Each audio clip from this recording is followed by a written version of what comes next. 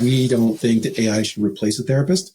We don't think it's there. It's not going to be there for a long time. AI is just like a co-pilot, a tool that can help them do what they do better. Not better, but just easier. Yeah. Well, I don't think it ever should, because there's an accountability piece. Right? And we had this conversation when we were camping. Is like, why need the human at that point? Because there's this accountability with the relationship that you build with another person. And I think that's part of the healing process.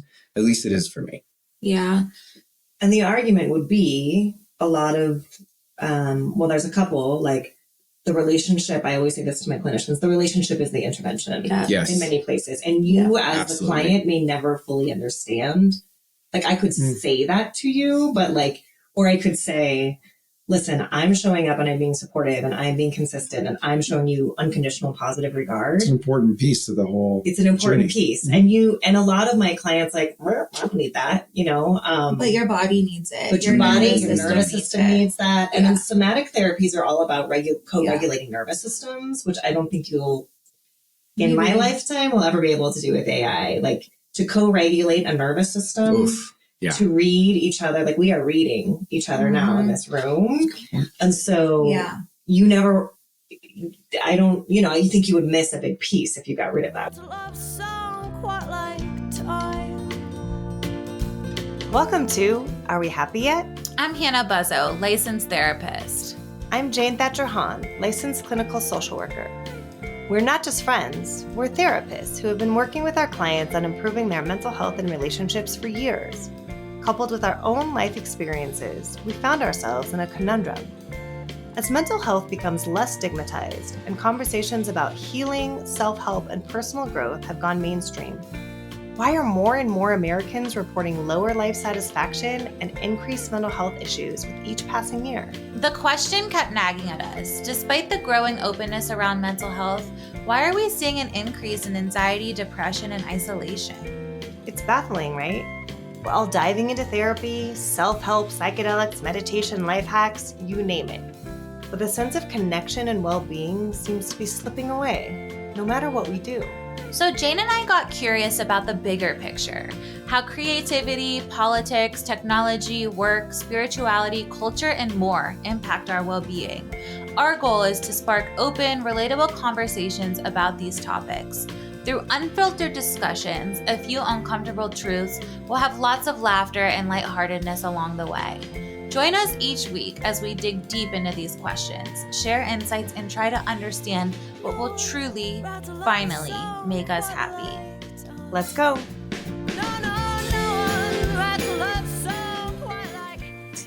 Welcome back to the podcast, everybody. We hate the beginning. The beginning is the worst part. That won't be it.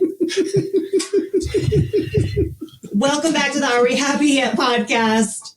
Here I am, just trying to start with an awesome introduction, and this is what you get. I am one of your hosts, Jane Thatcher-Hahn. I'm here with Hannah Buzzo. Hey. Hey. We have a really interesting conversation today. I want to introduce our guests. We've got Kanji Kawanabe here. Hi, Kanji. Hey.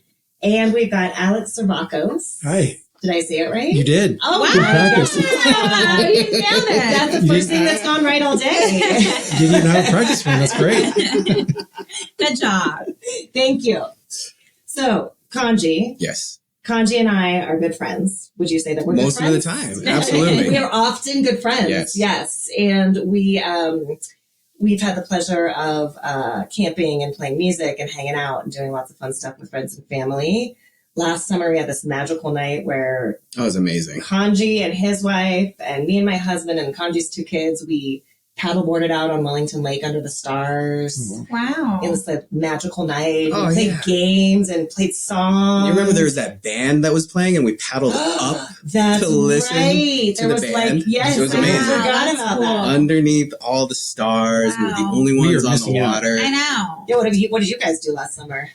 Nothing cool Not like that. Yeah. Frisbee golf. Basketball camp. So from that, we realized I obviously am a therapist and have a practice, and Kanji and Alex have are starting in the process of, you guys can let us know where you are, a very cool app for therapists. Wow. And so we started talking about that, and Kanji's been bringing it to my team, and we've been looking at it and exploring it and talking through it. And it's, I would say, like an AI powered therapist tool. Does that sound accurate? Yes. Supported therapist tool. AI supported therapist tool. Absolutely. What did you say? Powered. Okay. Okay. Okay. All right. Okay. Well, I'm banking that away for later. Yeah. Yeah. So- There's some nuance there. Okay, I love it. That's what I want to know. Yeah. So we're really excited to have you guys here. We want to hear all about your project. We have questions as therapists about AI. Yeah. You've thought a lot more about it probably than I have. I am not a tech person, as was evidenced by the 45 minutes it took us to even start recording this podcast. So we're excited to have you guys and your very unique brains here. So thanks for being here. So happy to be here. Yeah, thanks for having us. Tell us about your software. The supported software? Your supported software. Supporting software. Uh-huh. Yeah, actually, I'm going to let Alex kind of take the lead on this because he's done a lot of talks recently about our origin story. Mm. I have. So it didn't start as a company. It didn't start as an idea to start a company to create an app. I was in therapy for 2 years, felt completely lost. I didn't know how it should work, didn't know what I should say, didn't know how to measure it. My wife just kept asking me, like, are things getting better? And my answer was like, I think so. But I never really knew. Mhm. So after 2 years, went back to the office one day. Kanji was there. We were working on AI software or AI sorry. projects. You guys are work at the same place? We were doing AI consulting together. And we created a course for kids to teach our kids AI so they could learn it. Wow. So we were working in AI, went back to the office, and I just said, I am done. I'm not doing this anymore. This is stupid. And Kanji had this bright idea. And he said, I think what we're doing in AI, I think we can create something that'll help you. And that was like the light bulb moment that started us looking into therapy and AI in therapy, and then eventually led to the company. Yeah. Creating the company. Wow. So Which it was is called? Theryo. Mm-hmm. So it's kind of like, I like the company so much I bought it. We like the idea so much we created it. Yeah. Okay, so much to unpack. Okay. So you were just like feeling lost because you didn't know how to monitor your progress. Did you feel like things were getting better? You just didn't, like, what was that? I mean, it was helpful. I got a little bit better when I started it. I really needed help. And my story started, I knew something was wrong. I went to my family doctor. They gave me the patient health questionnaire. I checked all the boxes, and then they looked at it and said, you don't have depression, and then continued on. So I continued on. And then a few months later, things got worse. And I went back, saw another doctor, same thing. I checked all the boxes. They said, you don't have depression, but things were so bad and I couldn't do anything. I did go to see a therapist, and first session, they said, you have depression. Yeah. And then from that moment on, I kept going to different therapists because I never felt like I was improving. I never felt things were, I could understand what was going on. And they all said the same thing. You have depression. And that's what I was being treated for. I would love your guys' perspective on that. So when we have family practitioners that are doing mental health assessments, what I found in my experience and what we just heard over here was they don't do a very good job, right? So is that kind of what you guys have seen before? And what can we do about that? I think you have both. I mean, I think sometimes You think family doctors are doing good mental health assessments? I wouldn't say they're doing good mental health assessments. I think they're giving A questionnaire that the which is receptionist is putting in the chart. Yes. And I don't think that is an appropriate mental health assessment.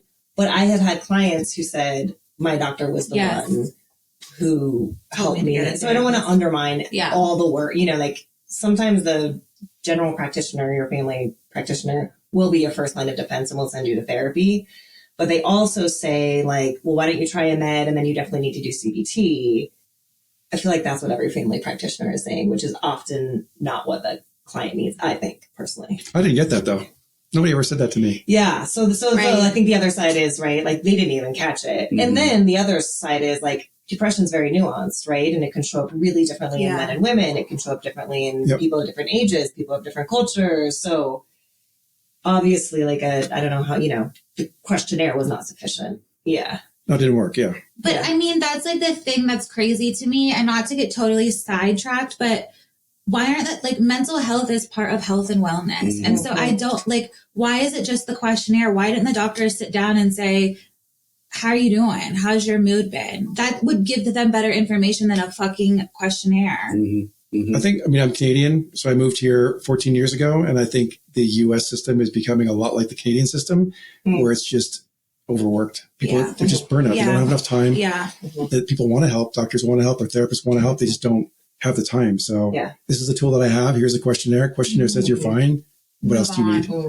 I think that's unfortunately the problem, and it's going to get worse. I mean, it's getting worse, and it's going to get more of a problem. I think that's really powerful what you said about time, right? And someone wrote a very brilliant love song about time that might just be brilliant, brilliant, a goddess in the musical industry. It might be our intro music. It might be.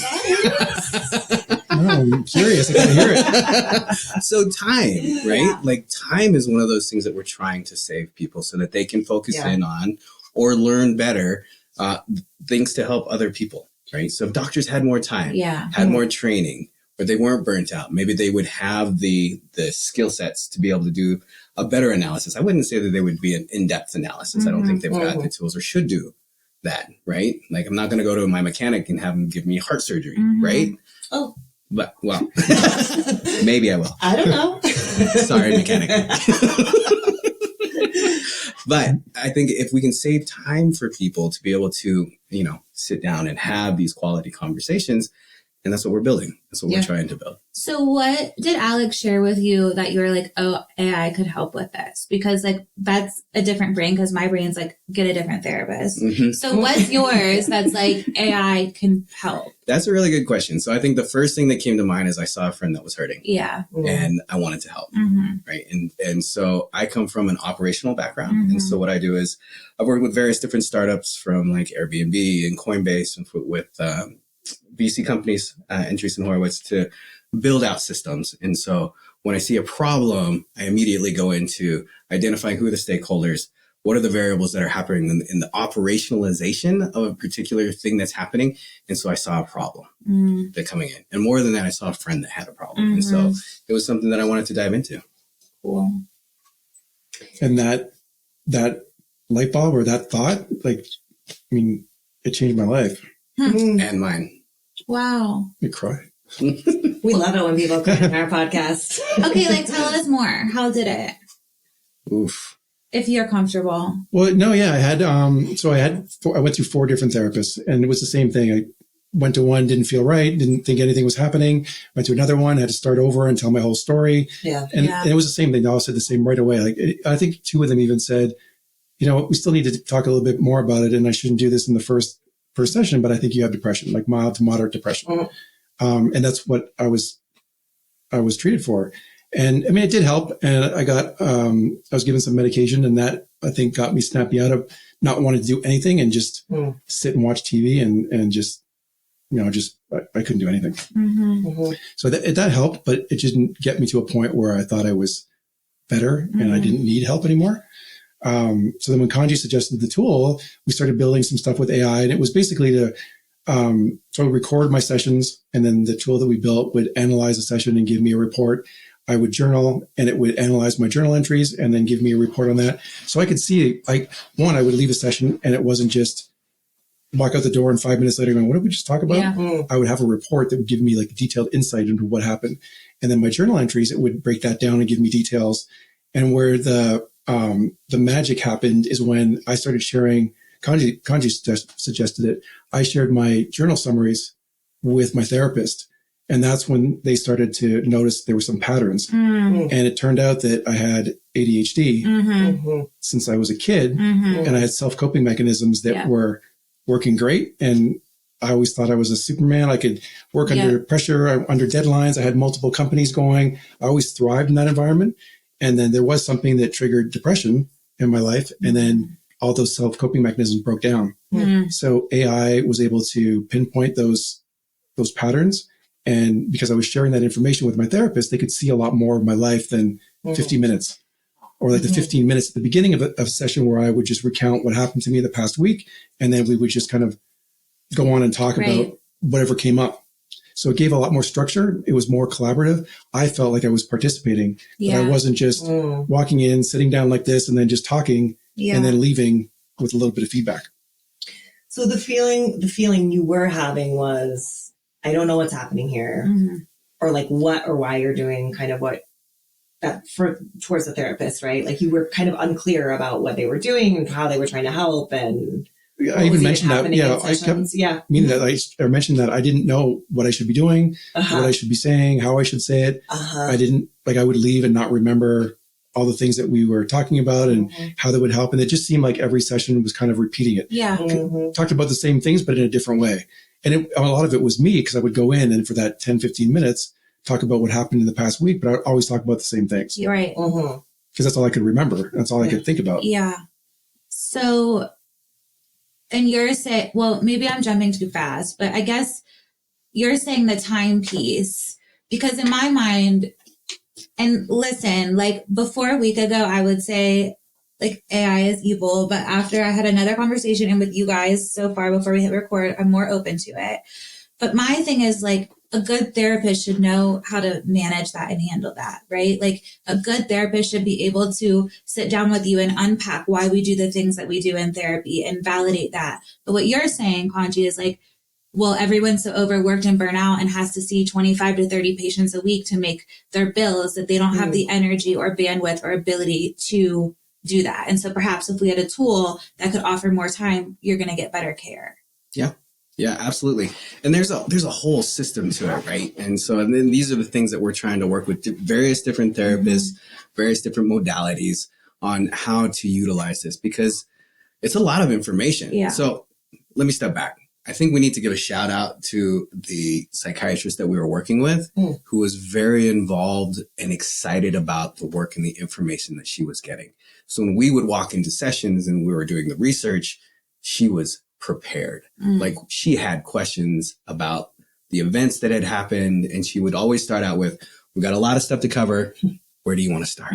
Right. And it just felt collaborative. And so that's what we're building. We're building a collaborative care system to be able to do that. Right. Not that there was a set agenda, but I could go into a therapy session and have talking points, and you had more idea of what to talk about. And the therapist, she had more information to say, well, this happened to you during the week. This is what you thought. This is what, caused some issues with you. Let's talk about those things. So we both had more information and more structure to a therapy session. Not that it should be a super structured time period. Do you feel like the tool helped you see patterns that you wouldn't have insight to otherwise? Okay. Absolutely. Okay. Because I don't know what I don't know anything about it. I don't know what I should be looking for. So you're journaling whatever. This tool helped you like pick pieces out of that journaling or see themes or things that if we just journaled and wrote and brought it to our therapist, perhaps we would miss. Sure. Yeah. Absolutely. Okay. Well, and so, and for us, it was, and I'm going to speak for Alex and you can respond to this, but it was like learning a new language for him, right? Like going to therapy. I come from a circle of friends that are very introspective, and we talk about these different modalities and domains. Maybe. I would say no. I thrive on it. They're so much fun. They inspire art and music, right? Yeah. But Alex was completely a different case study, right? Didn't know, not what to talk about, but how to talk about it. Like using different language that resonates is a powerful, powerful thing when you're doing introspection in therapy. And I think a lot of it was also, I mean, it wasn't the therapist's fault, or wasn't like therapy in general. I mean, a lot of it was me. I didn't know what to do or what to say. So I just kept doing the same thing over and over again. And I think a large part of it was I just felt relieved because I had somebody to talk to. 100%. Because I'm very type of conversations I would never do. I'm even like posting on social media because I think, what we discovered and what we were building can really help people and change lives. I mean, it did it for us. People that have been in our beta testing have said, given us positive feedback. So I think it's important to get that message out that AI can help people and like just in general therapy, people that don't have access to it, other cultures that don't believe or can't use therapy because it's stigmatized. So I think there's just a lot of people that it can help. It's just getting that message out. Yeah. And the thing I'm hearing is perhaps it helps specifically with like folks with neurodivergent brains, right? Because I think, I mean, at least in clinical practice, often there is like a desire for structure to know what we're doing and all of this. And that often is pointed towards someone that has like a neurodivergent brain, right? That's a symptom or a characteristic. And maybe this is a tool that can help them get more out of therapy, and not the only system being for folks who don't have a neurodivergent brain and can sit down and talk about things and get relief. Like perhaps this can really help those types of people that have those types of brains that are absolutely not neurotypical. Yeah. Well, and you're catching those moments, moment to moment. Yeah. Like you're capturing it in time versus like, this happened to me as a neurodivergent 3 days ago, but I'm not going to remember it, right? Until I ruminate on it later, and then it's going to really dig into me, right? And then do I remember it the next session? I don't know. Or do I even know it's important to share, right? Like it might have been, as you're saying, you're new to therapy. So I've had plenty of therapists and I studied it. Like I can come prepared to assess it in a different way than you can, or most of our clients who come in and say, I've never done this before. What do we do? Yeah. That's why you're on that side. I mean, it is interesting. And I think that's the thing. Like, you know, I think about it too. Like, you know, it's amazing that you guys are doing this stuff for kids, but kids aren't taught like what to do if you're sad or how to support a friend. Like they're not taught a lot of emotional skills in school. And so, okay, the first line of defense is go to your doctor. You get failed there. Second line of defense is to go to a therapist because that's what you're supposed to do. But then what, right? Like what's next? Yeah, that's exactly. So for me, it was, I didn't know what good looks like. Yeah. Right. How would and that drove me nuts that I didn't know what good looks like. Yeah. Because how can I get someplace? I'm just fighting my way through the dark, right? Until this kind of gave us light. It shed information, or gave us information and gave us power. I think it's important too, like you said, you have a neurodiverse patient and they don't know, you know, how to structure it or what to say. The interesting thing too is if you're journaling, the responses you get back will be kind of more in a language or be presented in a way you understand better. So how you would get something would be different than how I get the response because the way I journal would be different. You mean the therapist? The therapist would get the AI responses, the analysis would be a little bit different. Like it'd be more in language that you can understand. Yeah. See, I learned this from Kanji. They train, this is going to sound, you're going to be able to sound not a tech person. They train AI to have like a vibe. Absolutely. Do I sound techy? Man, you nailed it. Techy right Good now? Lord. Try that again. It might work. Yeah, exactly. Oh yeah, should I? You guys got another 45 minutes where I can walk around with tech? No, okay, so like the AI talks to you in a way that you can like hear it and receive it, and it's got like uses certain words and phrases. So like me and Jane could type the same thing into AI and get two different answers. Correct. It's learning. And even the way it responds, like, because you would use a lot more technical language, medical language than I would. So you'll get a response that'll be more to your level of understanding than I would get. Yeah. And I see the use in that where therapists swim in their, what did you say earlier? Swim in their water? Swim in the water of their therapy talk. Okay. So it's like I don't think I said that. Yeah, I'm going to cut that part out. Maybe I did. Therapists are used to the language. The psychobabble. And we're unsure. I am unsure what people know and don't know. Yeah. I'm also unsure. I was with my family camping. You were not there. Sorry. I know. It was just a family thing. Next time. But I asked a question and my sister-in-law and my husband were like, that's really personal. And I was like, that's personal? Yeah. No, we have no idea what's personal, what's Right. not personal. Right. Sure. Right. No clue. Yeah. No clue. No, because That makes first sense. of all, I'll tell you anything about me. And second of all, I'll ask you anything and I'm comfortable with like very deep levels of exposure. Yeah.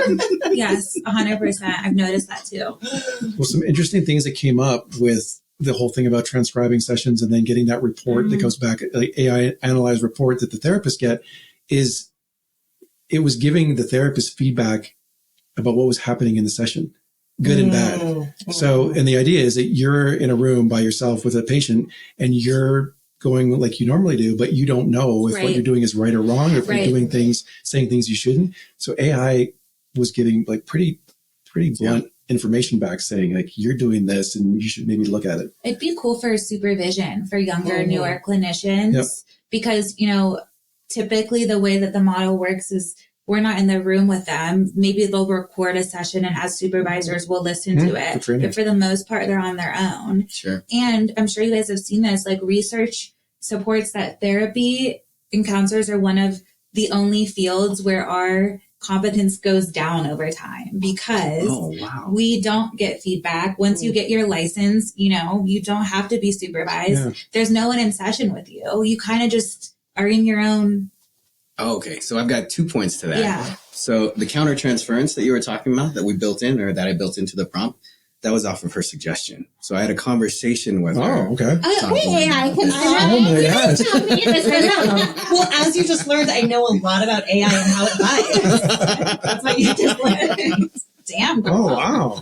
So the countertransference was built off of a supervised group. So we were trying to build something that the output could be presented to your supervisor so that they could look over things to tell you where you could improve your craft.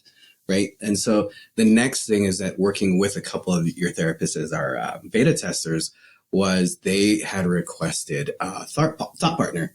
And so, oh man, you guys are going to love this. We've got this chatbot where it'll give you all of the information. You can talk to this chatbot that'll give you information about the clients that you're seeing. So if you've got 8 clients in one day, and you don't have time to be able to remember everything, you can type into it and say, what were we talking about? And what were the coping mechanisms or exercises that they were working on this week?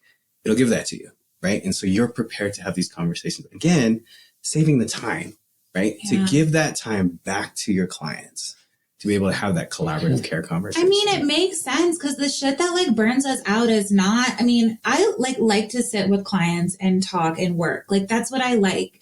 I don't like the emailing and the scheduling and the paperwork and the, let me go back, hurry and like, look at this. Like it's too much, you know? And so it's making sense that the goal is to get, I mean, the dumb administrative tasks that like are mind numbing, you know? Yeah, absolutely. Yeah, first of all, high five for the idea. Yeah.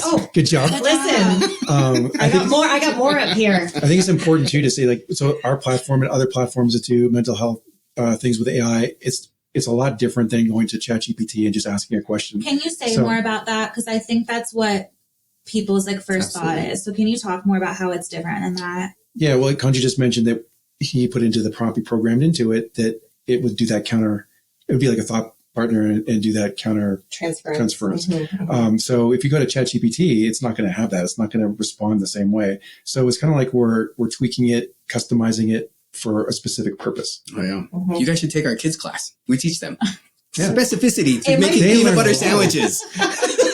It honestly might be a little hard for me, like a little above my head, but I'll try it. Hiro will teach you. Hiro is significantly smarter than I am. This is his kid. Hiro is significantly smarter than I am. Yeah, it's kind of both of Kanji's kids I haven't yet, but I'm sure he's very smart. Yeah. Is that Hiro's amazing. But he's 12? Yeah, 12. Yeah, his kids are like... I mean, I can imagine. Yeah. Okay. Are you using it with supervision? I haven't used it yet. Okay. Yeah. But some of my clinicians are on board and using it, and we're going to be integrating it into our practice and learning more about it. So we're really excited. What are I could see some clients. I mean, I can imagine you have to tell them you're using this software. Absolutely. Okay. Yeah. They're using it on their end. Okay. They're using it on their end. So is this like a client would come to you and say, as a therapist, say, I want to use this software, or would the therapist suggest, hey, I think this would help your treatment? So it's collaborative care, right? Like they need to figure out what's going to work for them. Okay. If they're comfortable with it, you can use one, you just use the client side and that's fine. Just share this. If the therapist isn't, adept at technology, that's totally fine, right? You'll still get the information. Therapists wouldn't be good at technology? I don't know. I feel like that's a trap. I thought AI was just, I literally last week did a supervision session with one of my supervisees and he was like, AI is really helping me in all these ways. I'm like, why isn't it just Google? And he was like, oh my God. And so I thought ChatGPT was just asking questions and getting that's fair. Okay. Right. Well, surprisingly, and the number is literally something like 95% or 93%, something like that. Like people around the world use AI like ChatGPT, like Google. Yeah. So they use it like Google and they get back terrible responses, or they might have a little bit more knowledge and they use it a little bit differently and prompt it a bit, but they don't know how to do it properly, and then they get back responses. Then I'm like, what's this? Yeah. Okay, so for the very lay person, what is AI? Good question. Well, this AI, so AI has been around since like the late 60s, early 70s. Really? Yeah, it's been, I mean, governments use it. I mean, Netflix has been using it. So when you go into Netflix and it tells you like, oh, you should watch these or hear things you might like, that's all AI algorithms in the background. The AI that everybody's talking about started 3 years ago, which is called generative AI. And it uses LLMs, which are large language models. So basically what it does is it's trained on a huge amount of data or information. And then when you ask it a question, it just kind of starts with one word and then predicts what the next word should be and the next word and the next word. So that's what generative AI started out to be. And now it's evolving into being able to, I don't want to say. Oh, you almost said think. You really did. We have to cut that. I always said team. It's moving to a stage where it can accomplish things with less instruction. So are they going to be people? Are they going to be like elephant in the room? Like, ooh. Yeah. Because I have this vision of like people are going to be married to bots. Like that's just the way I think about AI. It's like they have brains of their own. Like, is that true? That they're going to just be free thinking, like autonomous beings? You know what? I think those types of questions, it takes us away from the conversations that should be had. And I'm going to answer the question though, right? Because I see how it can be helpful. I really lost do. the fan. No, I mean, essentially it creates all of this fear from the fictional what ifs, right? Why is there so much fear about this? It's unknown. It's absolutely unknown. And so I think it's human nature to be afraid of the unknown. So we're comfortable with what we know. Right? Mm-hmm. We build around what we know. And if there's something that is going to be completely disruptive to our lives, one, you're either going to be really excited about it or you're going to hate it. Mm-hmm. Right? And so I think that's where we're at. And maybe that lends myself to the next question is like, what is it about AI that puts you off? Well, I think you just kind of helped me realize something. It's like, well, I've seen all of this technology like being promised to help people, and I'm of the mind like it doesn't actually help people. It makes people sicker. And so I think it's basically just like an exercise in a workshop in what scares me about the world. And that's, I see people using these tools for harm and so billionaires can get money and more power rather than help people. Sure. So that's where my brain goes, right? Where I sit down and talk to you guys, I'm like, oh, wow, this could really help me and my practice and our clients. But again, in a bigger picture, it's like, well, these powerful people do these really scary things with this stuff. And so it's going to get crazy, you know? Well, I think, so what would you do if you didn't have computers anymore? There are no computers, no mobile phones. What would how would... that's a lot more camping. So, Kanji and I would camp in my Oh, we'd be so happy. But we'd be hungry. There you go. And That's true. Yeah. So before the internet, like if you didn't have the internet, if you didn't have computers, you didn't have mobile phones, obviously people survived without them. I mean, it happened when I was a kid, the internet, like with the dial-up and the screeching and stuff. But it's the same kind of thing. When it first came out, people were terrified of it. Yeah, Y2K. Like Y2K. Oh, yeah. And I was alive for that one. All this other stuff we talked about, I wasn't. Did you know that in our household, because we were Mormons, we prepped for Y2K? We did. Yeah. We had pockets. Right. We had drums of wheat and we had like all this canned food and water and stuff. And then Y2K came and went. And what happened when you like woke up and it was Y2K and you're like, shit, we don't eat the beans. Like, They ate a lot of wheat. Yeah. So much homemade bread. Nobody talked about it after that. It was like this big deal. And then the next day it was like, oh, we're fine. Okay, let's move on. Yeah. Okay, so you're saying this is just like, this is the fear, It's just right? something, it's something new. Yeah. I mean, it's obviously, I think, different than the internet because there's going to be, they're talking just yesterday, the day before, the CEO of Anthropic, which is Claude, which is like another, like a chat GPT, said that the super intelligence is like a year and a half away or something. And a year ago, that number was like 30 years. It went down later in the year to like 20 years. So it's exponentially getting more powerful and more intelligent. So I think in a few years, what we know about intelligence and today is going to be different. Because if you're a person that had 1,000 times more intelligence than everybody else, you would think completely differently. So what means something to me could be completely different to someone else. And the example that I read, and I forget his name now, it was guy that was the CEO of Google Labs, X Labs. And he said that we all think, everybody talks about AI not having emotion, but he said that we know what emotion is today with the level of intelligence that we have. If we had 1,000 times more intelligence, emotion could mean something completely different. Right. That was Mo Goddard, right? Yep. That's it. Mo Goddard. So working in the field, do y'all have fears about AI or no? Yeah, I have fears about the people that are utilizing AI. Okay, me too. Elon. Right? It's a tool. Yeah. It's a tool. And Yeah. ultimately, it's not the tool itself that is inherently good or evil. It's the people that are using the tools. So it brings up the same question, less about the tool and the technology and more about like humanity, power, control, that type of thing. It's like an existential question. Right. Absolutely. Well, and what if we had more time to think about those sorts of 100%. things? Right. So 100%. there's a couple of things that brought up for me in this conversation that I was thinking of recently is like the internet. If you think of that as like access to the library of information, right, of everything, but you don't know how to read, right? AI is now the generation that you're learning how to read. Mm-hmm. So not only do you have access to the information, you can comprehend it and then utilize it to make yourselves and those around you better. So there's another group that I'm working with that's focused in on coherent emergence dynamics and like really looking at like what are the conditions to be able to that enable evolution as a society. So if we had kindness, right? If we had love, if we had all of these things that would make us better people and we had the time to explore it. So will it enable us? Can it enable us? I think yes. I think it can.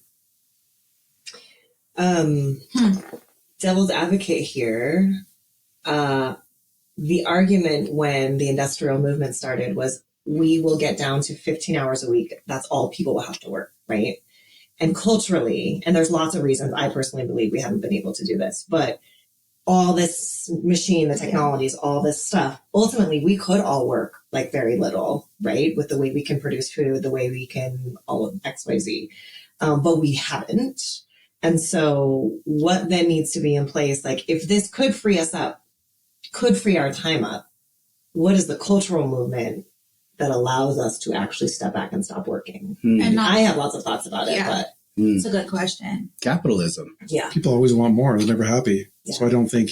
But why is that? Right? So we've got this scarcity mentality that has been pervasive throughout our entire birth of the nation until today, right? And that's changing. I think we're pivoting away from the technology, but to a cultural conversation about why, right? Like why is it? Because it drives the status quo, right? It drives the patriarchy.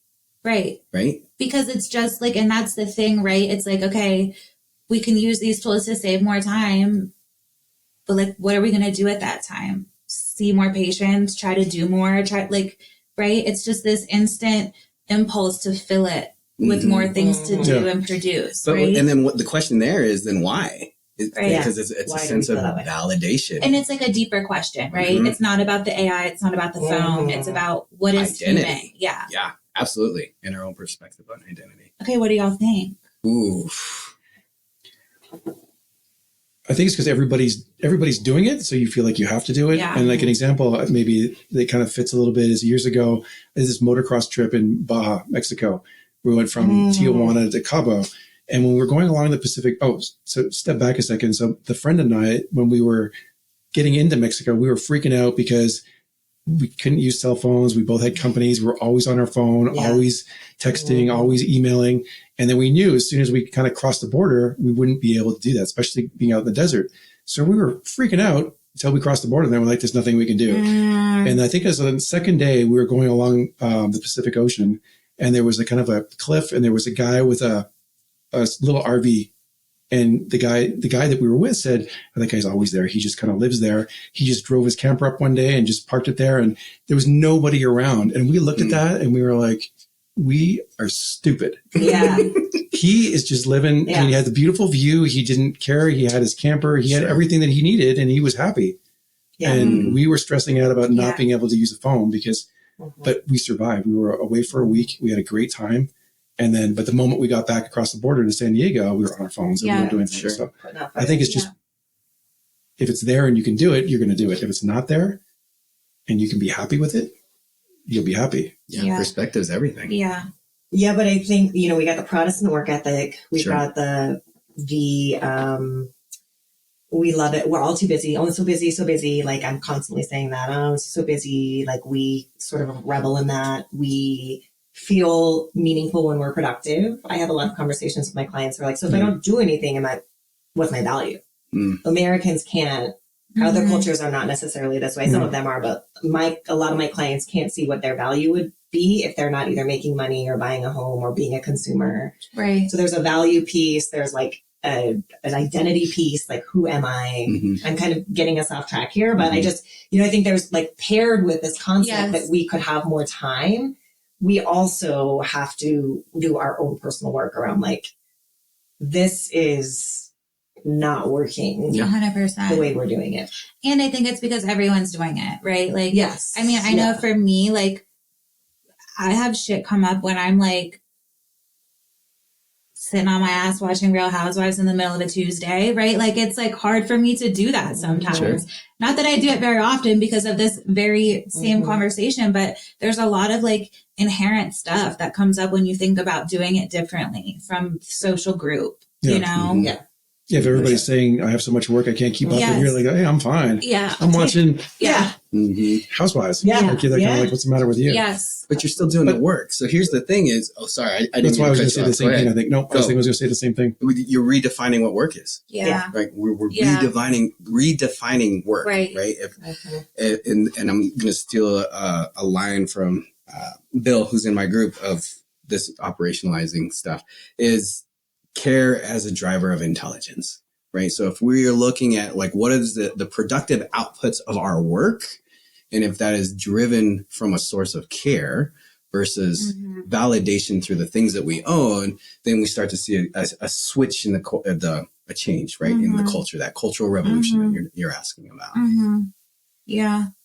And it does go back, Kanji, to what you said, like the people using it, right? Like, I think there's a lot of talk around being like a purpose-led business and changing the world. And then when you boil it down, it's about like a select few of people getting more money. And so it's just like, sure, but we can't control that, right? So maybe if we can start to see all the positive things and like how it could help us versus another way for that like bullshit system to persist. Absolutely. Well, and your fear is very validated because the original AIs have gotten us to the place where we're at in this country right now is these algorithms that were part of the social media, right? Like that's AI.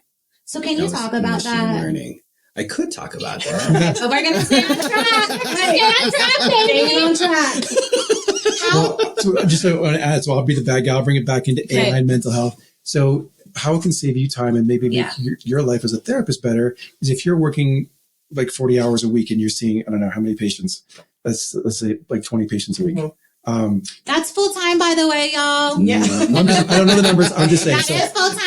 Okay. So if you're working 40 hours a week, you're seeing 20 patients, you're stressed out, you don't have time to do your personal life, and you can't help the people the way you want to. If AI can cut out a lot of that administrative crap that you don't want to do or you don't like doing, and then AI can help make a stronger connection and your patients can be more collaborative with you so you can be more effective in less amount of time. So you can either choose to work more and see more patients, or you can just see the same amount of patients and spend less time doing it and be maybe more effective because you have more information.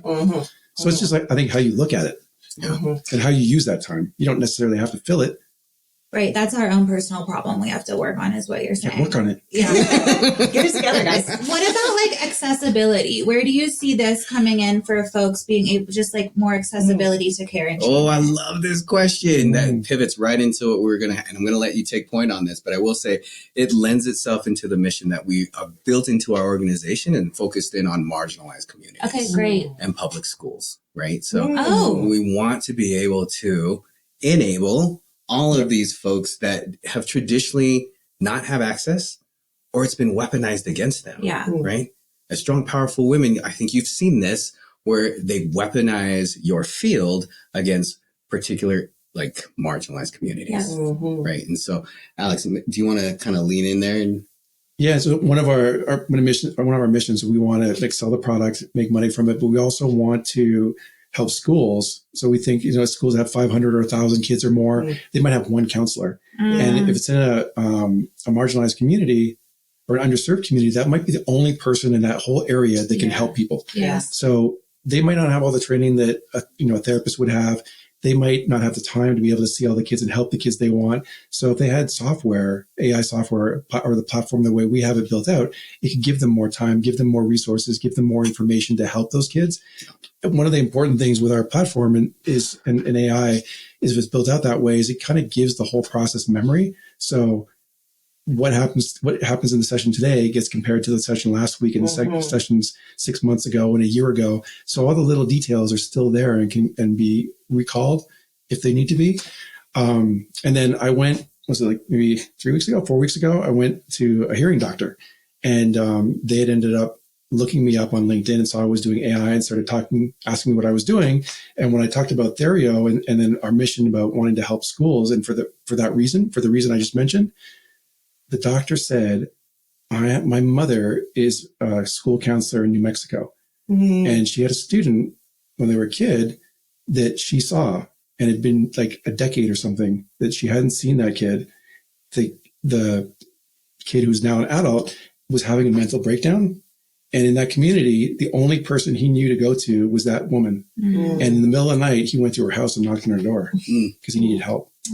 So I think being able to offer tools and resources to communities that don't have access to that is super important. Whether that's here in the States or other parts of the world, I think it's a huge problem. So I think AI can help with that, make it more accessible.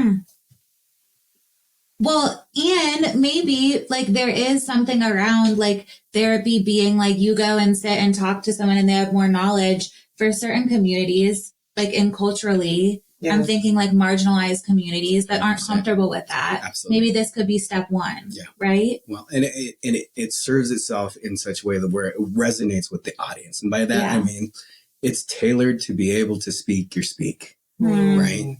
And so I think I just got converted. I think you did too. I'm loving this. The equity piece is one of the big issues, of course, in this industry is therapist bias, which we talk about and we work on. And like, in my practice, we talk about it a lot and our own lens and all of those pieces, but you can never completely know your own lens, I don't think. And so I think that AI could probably name that for a therapist. Like, hey, listen, you don't understand this cultural piece or this gender piece or this sexuality piece. Like that would be really helpful for therapists, I think, especially new therapists, but for all of us, right? Well, and interesting, some feedback that we got, and it's not exactly what you're talking about, but one of after the session, the analysis that came back, there was a comment, AI was talking to the therapist as if, she was writing her note to herself. And AI said, you're showing bias towards one party. You shouldn't do that. I like so it that. picked, just what you're talking about, it picked up that bias and mentioned it. And it was accurate. They were like, oh my God, it's true. Oh, and then it changed the therapeutic modality from this particular therapist, right? Wow. So what are you going to do with a therapist who are like, you're wrong, right? Good like, for them. If I'm the therapist who's like, actually, these people are showing up in a certain way that AI doesn't understand. And the bias was a choice, So we build clinical diagnosis support, right? Clinical decision support. And this is where the human piece of what we're building is so important, is that we bring in experts with expertise into the room to make the final decision. We only give a V1. We only say this is possible what's showing up, but the expert needs to make that final call. And then they have to sign off on it, right? Like that's just part of the HIPAA compliance that we're building into our system. So what we're building, unlike some people, is we don't think that AI should replace a therapist. We don't think it's there. It's not going to be there for a long time. AI is just like a co-pilot, a tool that can help them do what they do better. Not better, but just easier. Well, I don't think it ever should, because there's an accountability piece, right? And we had this conversation when we were camping. It's like, why need the human at that point? Because there's this accountability with the relationship that you build with another person. And I think that's part of the healing process. At least it is for me. Yeah. And the argument would be a lot of, there's a couple, like the relationship. I always say this to my clinicians, the relationship is the intervention in many places. And you as the client may never fully understand. Like I could say that to you, but or I could say, listen, I'm showing up and I'm being supportive and I'm being consistent and I'm showing you unconditional positive regard. It's an important piece to the whole. It's an important journey. piece. And a lot of my clients like, I don't need that, but your body needs it. But your nervous system needs that. And then somatic therapies are all about co-regulating nervous systems, which I don't think you'll, in my lifetime, will ever be able to do with AI. Like to co-regulate a nervous system. Oof. Yeah. To read each other, like we are reading each other now in this room. And so I think you would miss a big piece if you got rid of that, which I know you guys are not interested in doing. You guys are really looking for like a supportive support for both sides. So, I mean, there's AI tools out there that do the transcription and write the notes. That's our product does the same thing. But what's good about that is that when you're with a patient, a lot of times you're writing notes. Yeah. Or you're trying to think about it so you can write the notes afterwards. So some write notes, some don't. You're not 100% present and watching the whole time. 100%. What's, what their expressions are, what their body language is. So if you have AI, like AI tool, whether it's Theryo or something else, that's doing the transcription to write your notes afterwards, you can look at the patient 100% of the time and read that, the body language and the signs that you might miss little things of. So it's like another tool that you don't have to go all in and make sure that, everybody's using AI and the whole session is controlled by, not controlled, but being analyzed by AI. You can use it simply just for notes to transcribe it, analyze it, write your note, and then give you that time back and give you that 100% connection with the patient. You know what would be really interesting is I know you've got a retreat coming up this month, right? When is that? Next week. And what's it focused on? It's a psychedelic couples retreat.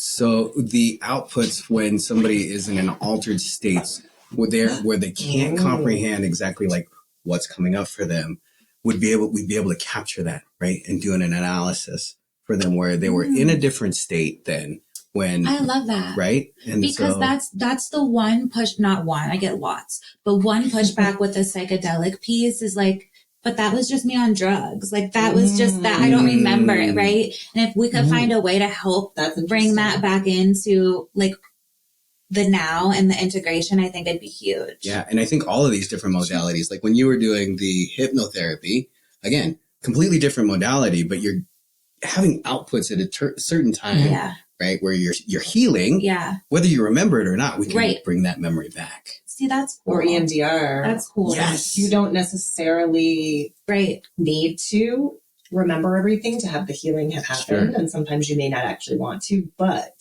there could be a place for that, Yeah. There certainly could be. And couples. Like, I don't know. Oh man, can you imagine couples? Oh, we're building that. We're building that so that you've got two different outputs going into one therapist so they get complete 360 perspective. Oh my God, I'm loving this. Right? You have like a true believer. Oh yeah. Easy it would be to give me an occult. It only takes an hour, and I'm fully on board.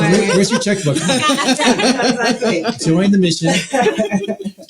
The big thing I hear is like, it will replace us. So what is that? It's like the human fear of, what? Existential fear? Well, it's like the fear of being insignificant, right? Isn't that what we're all scared of? So this is like pushing up against that exact challenge for us. I think a really good response to that is for therapists that learn how to use AI and incorporate it properly to make it a partner in what they do with their patients will make them more valuable and more efficient. So it'll be kind of like you're going to be in the Stone Age if you don't adopt AI. Yeah. And you won't be able to help people as effectively as somebody who adopts it. And that's true for like all industries. People need to learn how to use it. It's not going away. And if you don't learn it, you're going to be left behind. So do y'all do training in that for therapists, like how to use this? I know it's like the product, but is the training? That's a very good question. Yeah, we're building that out as well. So there's going to be Theryo certified. There's going to be Theryo verified first, and then certified where we put them through a certification process and be able to utilize our software. That's cool. Yeah. And I think for some folks, maybe like 5-10 years down the road, whatever, maybe not that far, but like seeing that could be a sign that this is a safe person for me. Like I can go in there and share and say that this is something I want to work with. And I know that they're going to be on board. Yeah, right. Absolutely. And one of your features will be correct me if I'm wrong, like, here's the things I want to work on. And then Theryo can say, here's some of the therapists that might be a good fit for you. Like, Correct. that would be a long-term goal. Yeah. Wow. So this was your answer to my question, right? It was like, what is one of the things that you would want to enhance in your practice is making the right match. So doing that. Oh, I saw that. I didn't know that was you. Okay. We are being so helpful. I need a high five for you too. Give me a consultant credit, okay? So I can put that on my resume. AI consultant over here. Before this conversation, she thought it was Google. You can get paid to do anything. Yeah, really. Okay, I think I have a good final question. Okay. So I'm learning in my work and through this podcast to be a little bit more positive and optimistic. And so I think everyone here would agree that there's a mental health epidemic in our country. And I think we've identified some ways that AI could exacerbate that. But I also think we've seen and heard some ways that it could actually maybe be a tool that finally helps address that epidemic. So for each of you, will you just share like the biggest way you think AI can help address the mental health epidemic? Yeah, for me, it's enabling people to be able to have that, one, the space and the acceptance to admit that there's introspection. Not admit, that's not the word I'm looking for. I think it be proud of having the ability to do that introspection, because it's that 2 seconds when a trigger moment happens where you get to make a decision, right? Where before you didn't get to make that decision. It was like trigger, coping mechanism, right? Now it's like trigger, take a breath, be the better person that I could be in that moment. So I think if we can enable that for the mass population, my hope is that they'd make better decisions. So it gives them the tool to be able to like take that moment. Yeah. Well, and then the cultural revolution that we just talked about, right? Where that's accepted. I think we've turned the corner on mental health being, only thing for women and people that are weak, right? Like, I'm hoping, maybe not everywhere, but the conversations has started. And so I think the next step now is to enable healing with professionals. I think, it's going to make mental health more accessible, more personalized, which in the end is going to be more informed decisions, and it can help people faster. So some of one of the comments we got back from a therapist was one of our advisors is that AI can like 10x the 10x mental health treatment. So what you can do in a year. So in my case, what went on for 2 years, could have been. It took weeks to identify that there was more than just depression. Yeah. Yeah. And I mean, we can cut, but even like so many diagnoses they take, because we're not trained, we're trained as generalists. And then you have to get so much advanced training after to be, in our position. This can help, I think, save so many lives because it could help newer clinicians. I'm thinking about misdiagnoses like OCD or postpartum anxiety, stuff that maybe perhaps a new clinician wouldn't be able to spot. Like this could really save lives. Oh yeah. Well, and then we're also building in feedback from the clients. So after a session, we send them a recap of the session so they'll understand like what was talked about, the exercises that were assigned. Then they can rate the therapist session. We can leave that one out. Right? I think that one. Really? You would want to know that? We're Leos. Haven't even listened to our podcast. I don't know. There's a few couples I don't know. I don't need your rating. No, I'm kidding. I would love the rating. Oh, I thought you'd be so excited about that. We'll get it together. Self-involved. We can get it together. Yeah, we can. We can take feedback. If I can add one thing. Yeah. So I always felt like I was alone. I was on an island. Nobody was feeling like I did. And Kanji brought this up because I don't really see it, but I always get asked the question, are you a doctor? Like, what are you doing? Are you a doctor? And I say, no. Then they always say, well, how did you get into this? How are you building this? So when I tell that origin story, like what happened to me in therapy, how I was feeling, I think almost everybody that I talk to from all different walks of life, they all say the same thing. They all connect with that message, and people start sharing things. That they're in therapy. People I never thought were in therapy. They say, I was in therapy. I am in therapy. They start telling me about why they were in therapy. And I mean, I'm not asking for the details, but they're giving it to me, and they connect with that message. They struggle with what to do, what to say, how to measure it, like the same things that I was struggling with. So it's really powerful to know that one, I'm not alone. Yeah. And then it kind of just confirms there is a bigger problem with therapy and mental health. Is just people don't know what to do. When there's that connection piece, right? Like you're making connections. I think it's because he's Canadian. But whatever it I'm the is, friendly Canadian. Really friendly. Yes.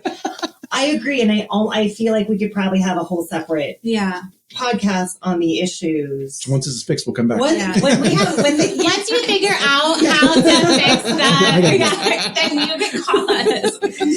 No, I think that's a really interesting thought, and I do think there's quite a bit of disconnect.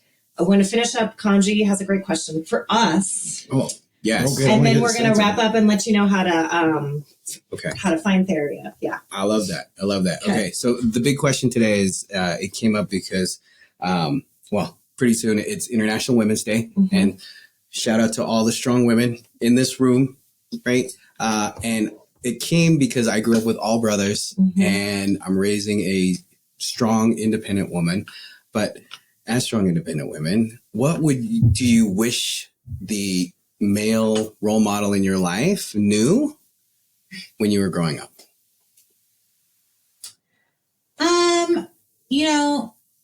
I wish he would have known, actually. Like, I'm always in awe of men and dads that go to therapy. I wish that my dad would have known it's okay to get help and would have gone and got help and went to therapy. Because I think culturally he was, and perhaps still is, it's weak. I can't do that as a man. So I think that's what I wish he knew. I wish that all men and my male role models knew that women do an incredible amount of emotional labor that is unseen and unnamed and passed off as something that's not valuable or important. And it doesn't always feel safe in our bodies to not do that emotional labor. So the way that men walk into a room is very different than the way that I walk into a room, and the things that I feel like I have to hold and support in that space. And that if you have never had to do that emotional labor because you're a man or a white person or whatever, you may not understand that. That's a good podcast. I don't know. We'll have you back again. I don't know. I can't contribute to it. I just want to listen to it. Oh, okay. That's super interesting. Yeah. You should fill do your ears with that. Okay. Thank you for sharing this. Yes. Yeah. Thank you guys. This has really been fun. Yeah, it was and awesome. I'm excited to learn more and incorporate this into my work. Yeah. We promised fun. Nailed it. I think it was. If anything, thank you both for being here. If people want to learn more about either of you or Theryo, how would you like them to get in touch with you? Just go to the website. We're both on there too. And all the contact information is there. So it's Theryo, THERYO.ai. We will link all of that so you can check it out. Awesome. And maybe we'll even have you guys back as it gets integrated and we learn more and we can talk about some of these bigger questions. Yeah, I'd love to have more questions for you guys. Yeah. As you've gotten your hands on it. How about you just do a podcast where you There we go. Let's do this. All right. See ya. Emotional labor. So that was really fun. Thank you guys. Man. Yeah, that was great. You've been listening to Are We Happy Yet? A Green Roof Studios production. This episode was recorded and produced by Hannah Buzzo and Jane Thatcher Hahn. If you enjoyed this episode, we'd love for you to rate, review, subscribe, and share it with someone you care about. Your support helps us reach more listeners. And for every rating and review on Apple Podcasts or Spotify, we're donating to a charity connected to one of our guests. Check the show notes for more details on this month's featured charity. Thanks for listening. See you next time.